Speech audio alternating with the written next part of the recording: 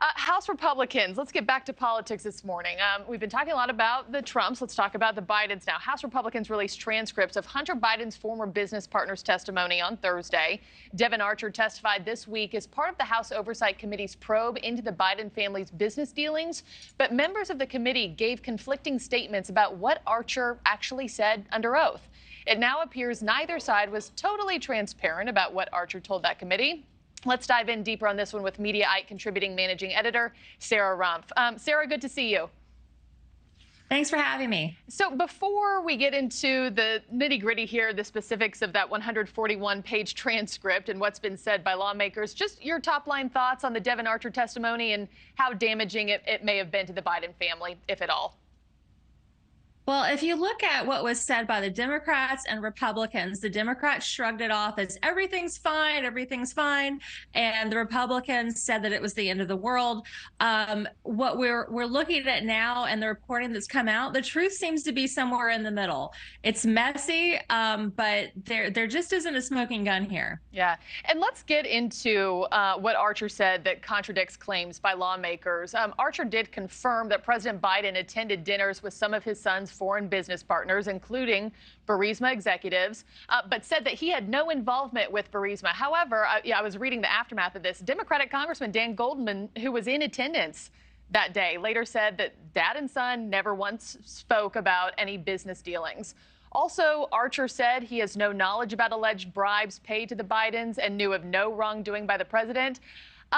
Republicans have blamed Biden for lying about his involvement. To your point off the top, I mean, why do both sides have such extremely different interpretations of what was shared that day? Well, that's a bigger question about our national politics. They're always going to see things differently. But, again, what I would encourage people to look at is there are text messages from Devon Archer to Hunter Biden where he is absolutely despondent and upset because he is facing prison time and he is begging his buddy Hunter to get him out of it and can't understand why his powerful family can't snap their fingers and fix it.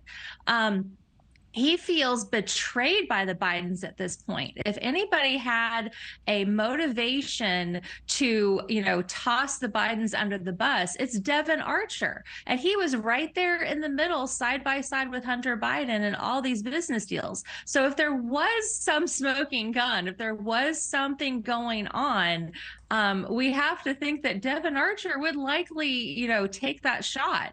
And there just isn't one. Over and over again, he describes Hunter more as a bragging Nepo baby.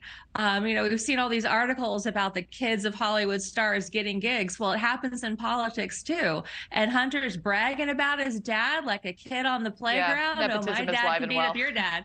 Yeah. Right. Yeah. My dad could beat up your dad. It doesn't necessarily mean anybody's obligated their dad to a fight because a 6-year-old said something. Sure. I guess my question is, why such different interpretations when you know that this transcript's going to be released and that the House committee is going to release it? It's just interesting to me. The other thing that I wanted to point out, Archer also told lawmakers that former Ukrainian top prosecutor Viktor Shokin wasn't a specific concern to Burisma executives and that President Biden was not involved with his removal from office, contrary to claims that are central to the case. Did any sort of bombshell come from this, or or move the needle at all in getting us closer to the truth, or was this one of those hearings where we overpromised and underdelivered? I think it was the latter. Devon Archer's testimony about Viktor Shokin is actually that they viewed him as an asset, not a threat, and that he had kind of helped, because he wasn't prosecuting things, that helped free up some assets that had been frozen. So the idea that Hunter Biden was getting his dad to get this guy fired, if he was helpful to them, then they wouldn't have wanted to get him fired. That just doesn't make sense. Okay. All right. Sarah Rumpf, thank you for your time this morning. Certainly interesting to digest and break down with you here live on air. Appreciate it.